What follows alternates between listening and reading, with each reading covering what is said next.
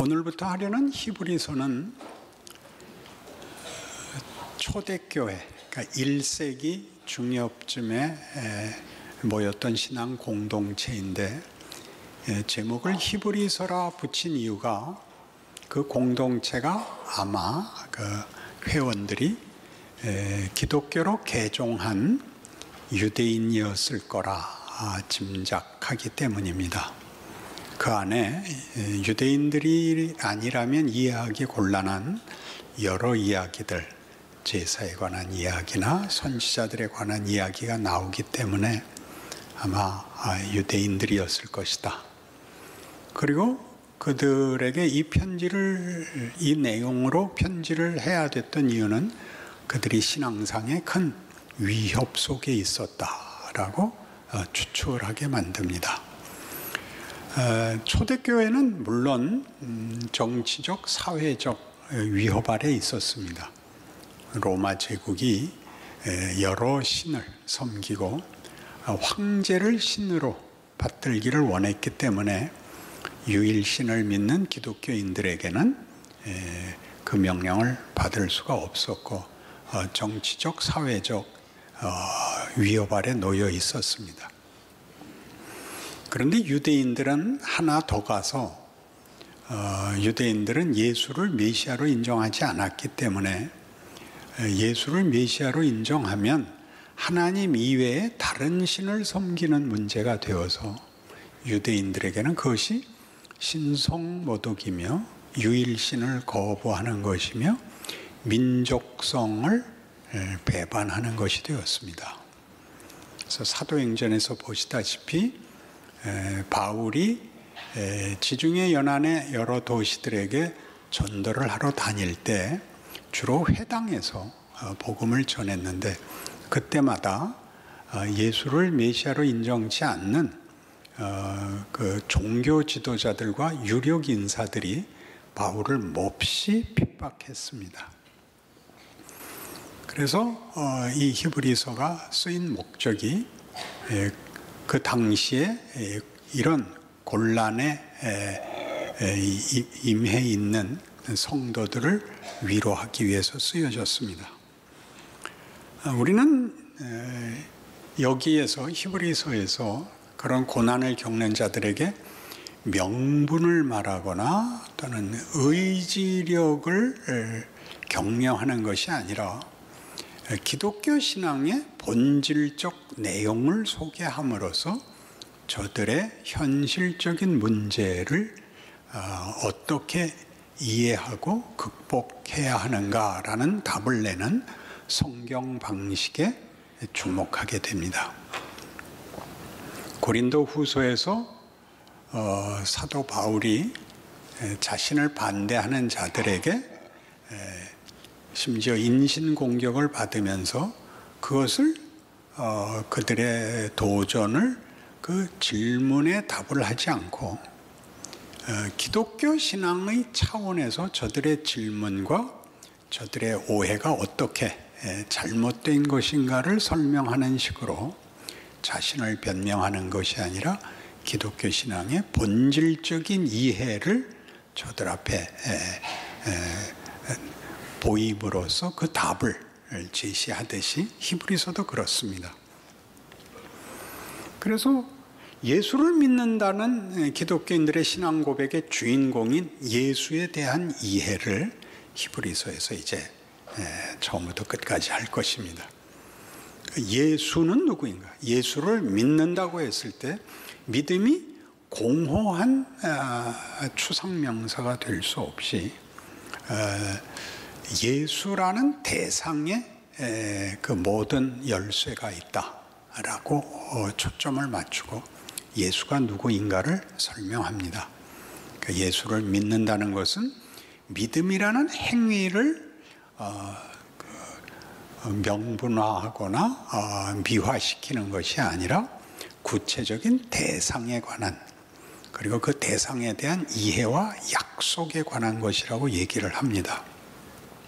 그런데 그 시작을 왜 천사보다 우월한 예수님이라는 것으로 시작을 하는가 하는 것이죠.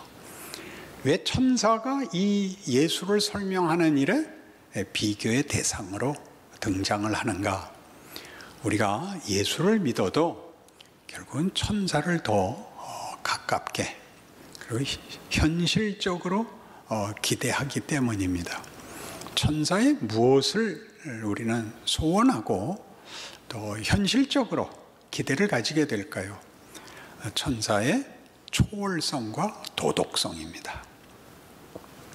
천사의 도덕성은 당연히 하나님의 사자니까 흠도 없고 점도 없는 존재들일 것입니다.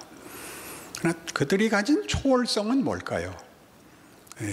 신과 피조물의 차이의 초월성이 아니라 우리가 천사들에게 그 마음이 끌리는 또는 기대되는 내용은 이겁니다. 진흙물에 발 담그고 있지 않는 존재로서 초월성을 우리가 원하고 있는 것입니다. 걱정도 없겠다. 자식도 없겠다. 일하지 않아도 되겠다. 이것이 우리가 천사로 대변되는 우리 신앙의 어떤 구체적인 기대의 모습입니다. 거기에다 예수를 대입시킴으로써 대조시킴으로써 우리의 기대, 소원, 상상과 얼마나 다른 기독교의 내용이냐, 목적이냐, 방법이냐를 얘기하려고 합니다.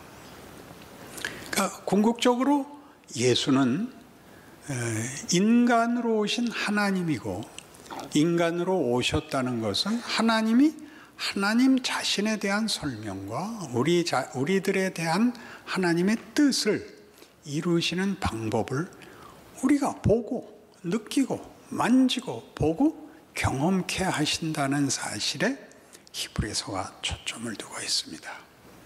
여러분들이 가지는 자신의 어떤 한계들, 미흡함에 대한 여러분들의 체념을 극복시키는데 초점을 가지고 있습니다. 제가 좋은 시를 하나 소개하겠습니다. 박목월 시인의 잘 아시는 그 나그네는 아시죠? 강나루 건너 남포교에 가는 길 이렇게 나오는 이 시인이 장맛이라는 시를 썼습니다. 제가 읽겠습니다. 어둑한 얼굴로 어른들은 일만 하고 시무룩한 얼굴로 어린 것들은 잘하지만 종일 햇볕 바른 양지 쪽에 장독대만 화냈다. 진정 즐거운 것도 없는 구질구질한 살림, 진정 고무신짝 끌며 지루한 하루하루를 어린 것들은 보내지만 종일 장독대만 화냈다. 누구는 재미가 나서 사는 건가? 누구는 낙을 바라고 사는 건가? 살다 보니 사는 거지. 그렁저렁 사는 거지. 그런대로 해마다 장맛은 꿀보다 달다. 누가 알 건데? 그렁저렁 사는 대로 살맛도 슴슴하고, 그렁저렁 사는 대로 아이들도 쓸모있고, 종일 햇볕 바른 장독대에 장맛은 꿀보다 달다. 그럼 여러분 마음에 공감이 생기죠? 이 시에 대해서. 왜요? 여러분의 현실이 그러니까. 누군 살고 싶어 사나? 살다 보니 이렇게 살지? 그게 공감대를 이루죠. 그리고 박목월 시인은 이런 소개, 말하자면 기대할 것 없고 상상할 것 없는 이 너무나 작고 감추인 현실 속에서 환한 장독대에서 어떤 위로를 찾는 시성을 발휘합니다. 이 시의 기본적인, 우리의 공감을 자아내는 기본적인 전제 혹은 그 배경은 체념이죠.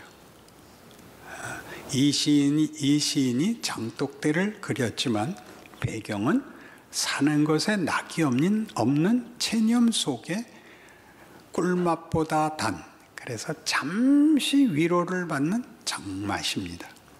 우리 기독교인들임에도 불구하고 우리도 우리의 인생을 이제 죽어서 천국 가면 됐지 뭐. 아이고, 저것들도 어떻게 되겠지. 이런 사실은 체념 속에 있기 때문에 우리는 이 시를 이해하고, 그리고 우리에게 어떤 신앙적인 문제를 해결하려면 기본적으로 지금 일어난 어떤 위기 하나를 해결하고 지금 있는 어떤 장애물 하나를 제거하는 것이 답이 될 수 없고, 인생살이 전체에 대한 어떤 가치, 나의 한계에도 불구하고 그것이 하나님의 능력 속에서 제한 속에 만들어지는 무한한 명예를 확인해야 우리는 우리의 인생을 신자라는 이름으로 살 수 있게 되는 겁니다. 그것을 하나님께서 그렇다, 그럴 수 있다, 그래야 된다가 성육신이죠. 시간과 공간에 잡혀 들어왔으나 역사를, 인류의 운명을 바꿔버립니다.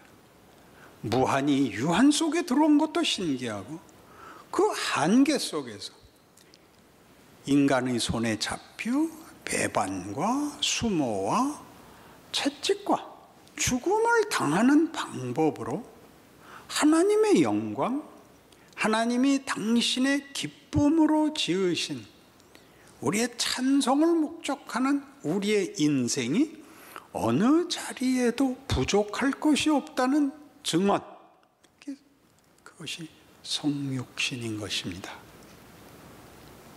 이것을 여러분들이 여러분의 생애에 여러분들이 누구와 비교하여 늘 불만인, 여러분 자신만이 아는 풀 수 없는 어떤 마음 깊은 상처에도 불구하고 그것들이 일을 할 수 있다고 알고 믿고라는 말은 이런 때는 좀 사기를 치는 것 같아요. 믿음이란 바로 그런 도약이거든요. 그렇다, 내가 예수에게서 봤다.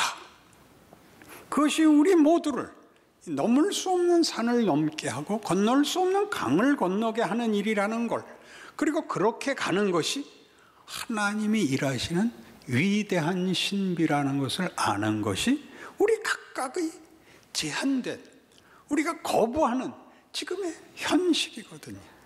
거길 못 넘어오고 이런 죽어서 천국 가는 찬송가만 부르고, 그렇죠? 그리고 무슨 다른 대책이 없어서 와서 무릎 꿇고 기도하는 것으로 그냥 자책하고 자조하고 타협하고 돌아가는 것으로 체념해버린 인생을 성경이 딱 도전하는 것입니다. 도전을 받으시겠습니까? 좋은 말로 할 때 받으시죠.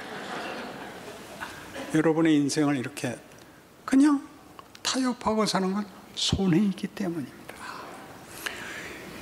하나님이 예수를 이렇게 딱 보내는 사건은 믿으라고 보내는 것 이전에 마치 태초에 창조를 하시듯이, 태초에 하나님이 천지를 창조하시니라 빛이 있으라 하매 빛이 있었고와 똑같습니다. 내가 구원을 선포하노라, 내 아들을 보내노라. 그것은 무슨 우리의 반응이나 선택에 좌우되는 문제가 아니라 하나님의 의도인 것입니다. 하나님의 선언입니다. 그것이 무슨 무엇에 방해를 받으며 무엇에 제약을 받겠습니까? 그렇게 구원이 선포됩니다. 물론 여러분은 묻고 싶을 겁니다. 믿어도 되고 안 믿어도 되는 겁니까? 믿으면 자기의 인생이 명예로울 수 있습니다. 안 믿으면 헛됩니다. 그럼 지옥 갑니까? 그건 모르겠습니다. 그 문제 여러분이 훨씬 관심이 더 많으실 텐데, 하나님은 구원을 하시자는 분입니다. 그러니 쟤는 예수 안 믿어서 지옥 간다라는 말로 자기 증명을 하지는 마십시오. 넌 믿었으면 뭐가 우리랑 달라에 답을 하려고 그러십시오. 오케이? 여러분이 저 사람은 잘못했어, 벌 받아야 되라고 얘기해서 자기를 증명하는 방법을 율법적 판단이라고 합니다. 쟤는 거짓말했고 나는 안 했어. 그러나 여기에는 적극적인 대안이 없습니다.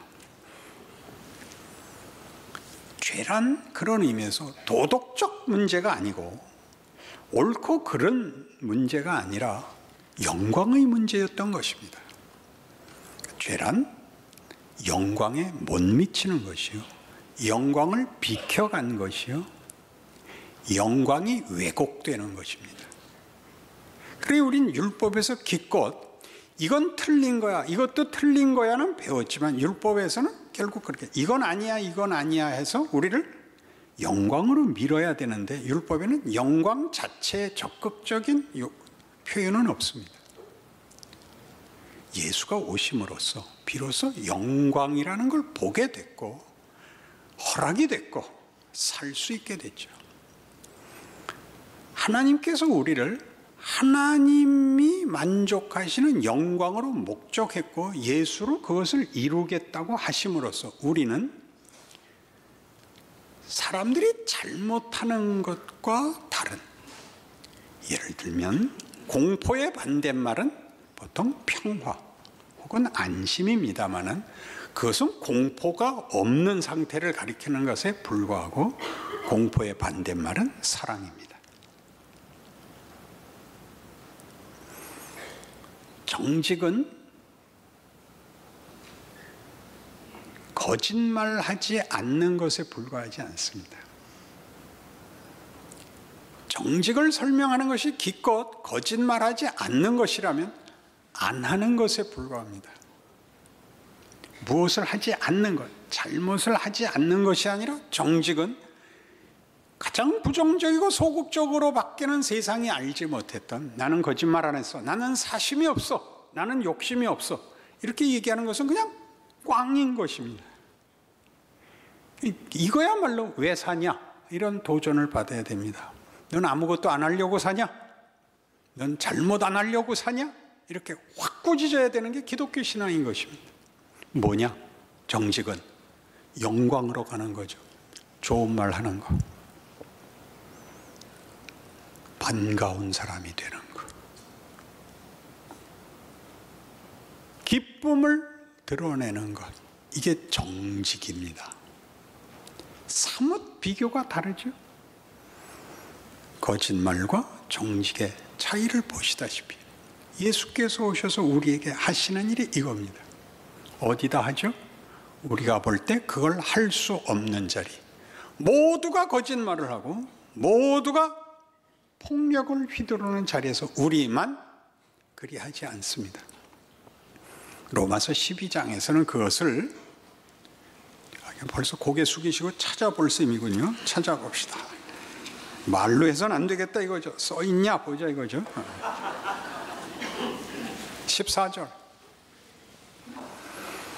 너희를 박해하는 자를 축복하라. 축복하고 저주하지 말라. 즐거워하는 자들과 함께 즐거워하고 우는 자들과 함께 울라. 서로 마음을 같이하며 높은 데 마음을 두지 말고 도리어 낮은 데 처하며 스스로 지혜 있는 체 하지 말라. 아무에게도 악을 악으로 갚지 말고 모든 사람 앞에서 선한 일을 도모하라. 할 수 있거든 너희로서는 모든 사람과 더불어 화목하라. 내 사랑하는 형제들아, 너희가 친히 원수를 갚지 말고 하나님의 진노하심에 맡기라. 기록되었을 때 원수 갚는 것이 내게 있으니 내가 갚으리라고 주께서 말씀하시니라. 네 원수가 줄이거든 먹이고 목마르거든 마시게 하라. 그리함으로 네가 숯불을 그 머리에 쌓아놓으리라. 이건 전에도 몇 번이나 인용했으니까 아시죠? 악을 감동시키거나 악을 제거할 생각하지 말고 뭘 해라? 너는 선한 역할을 해라. 거짓말하지 않는 것, 예수 안 믿는 것과 나를 비교하는 정도, 넌 지옥 가고 나는 천국 가, 이런 정도가 아니라 악한 인생, 무지한 인생, 그래서 아무것도 선한 것을, 가치 있는 것을 할 수 없는 자들과 다른 인생을 살아라. 그것은 명분도 아니고 강요도 아닙니다. 여러분, 옷을 꺼내놓고 더러운 옷과 깨끗한 옷 중에 이 깨끗한 옷 입어라 그러는 것은 강요가 아닙니다. 그것은 명예고 복이고 기쁨인 것입니다. 우리가 그렇게 살게 되어 있습니다. 그래서 얘기하죠. 너를 핍박하는 자를 저주하지 마라. 악으로 악을 갚지 마라. 네 원수가 줄이거든 먹이고 목마르거든 마셔라. 그렇게 하면 어떻게 한다고요? 네가 그들의 머리에 숯불을 넣는 것이다. 유진 피터슨 번역에 의하면 그들로 깜짝 놀라게 할 것이다. 그런 얘기입니다. 아니 이럴 수가. 이건 뭐야? 폭력을 폭력으로 대응하지 않는 사람, 폭력과 증오와 보복과 원망과 비열함 앞에서 마치 한 줄기 빛이 비치듯 구름을 뚫고 내려오는 햇볕같이 우린 다른 존재로 서 있는 겁니다. 상대방이 그럼 회개한다고 생각하지 마시고, 여러분들이 그걸로 보상을 받는다는 것이 아니라 다른 존재인 것입니다. 다른 존재, 다른 내용을 하나님이 여러분에게 시간과 공간 속에 내가 너를 보냈다고 얘기하는 것이죠. 예수를 그렇게 보냈듯이 우리는 말이 안 되는 곳에 아무도 나를 몰라보고 아무도 나를 편들지 않고 보상해 주지 않는 곳에 하나님의 손길로, 어떤 손길? 그 아들을 보내신 구원의 능력으로, 하나님의 영광으로 우리를 보내셨다고 그렇게 이해하지 않으면 인생을 살 방법이 없습니다. 그것이 여러분에게 힘이 되지 않는다면, 그래서 여러분이 겪는 모든 것이 여러분을 방해할 수 없다는 것을 알지 못한다면 여러분은 결국 모든 기도가 원망일 수밖에 없죠. 에베소 1장에 가보실까요? 성경에 분명한 목적은 이렇게 선언되어 있습니다. 이거 다 외우셔야 됩니다. 에베소 1장 3절에서 6절을 외우셔야 됩니다. 저랑 마주치면 제가 잠시 검문이 있겠습니다. 주민등록 번호를 읽어보십시오. 이럴 겁니다. 그럼 이거 읽으셔야 됩니다. 에베소 1장 310페이지 3절에서 6절 같이 읽습니다. 찬송하리로다.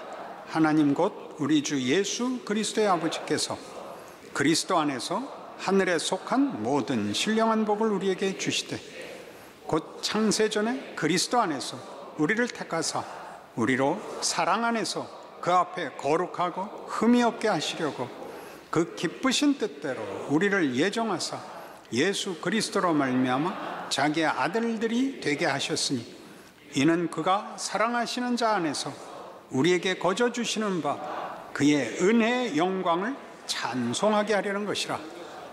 강요 아닙니다. 방법론도 아닙니다. 위협도 아닙니다. 어떻게 그걸 확신하죠? 우리가 아직 죄인 되었을 때 예수께서 인간으로 찾아오십니다. 굉장하죠. 아무도 몰랐습니다. 우리 인생은 우리 이웃들 앞에서 그런 존재인 것입니다. 이 사람은 뭐야? 왜 이래? 그 머리에 우리가 벼락을 치는 것 같은 겁니다. 그게 보상이 되지 않습니다. 예수를 결국 죽인 세상이니까요. 아무리 잘해도 항복하지 않을 겁니다. 그러나 인생은 여러분들이 이해하고 상상하는 것과 다른 존재와 사명이 있음을 알게 되는 인생을 살게 되는 것이죠. 하나님의 영광, 기쁨에 참여하는 명예로운 존재가 되는 것입니다. 그 인생을 사십시오. 자랑할 것이 충만할 것입니다.